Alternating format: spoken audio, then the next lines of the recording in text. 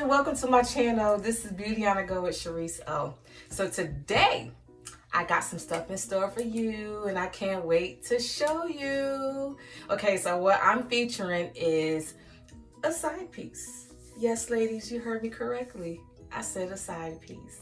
Yep, she's a side unit that only goes for the side. And I can't wait to show you. So come on through, come on in the room. Yes, get in here so we can get to work. Yes. So welcome to Beauty on the Go with Sharice O. Let's go.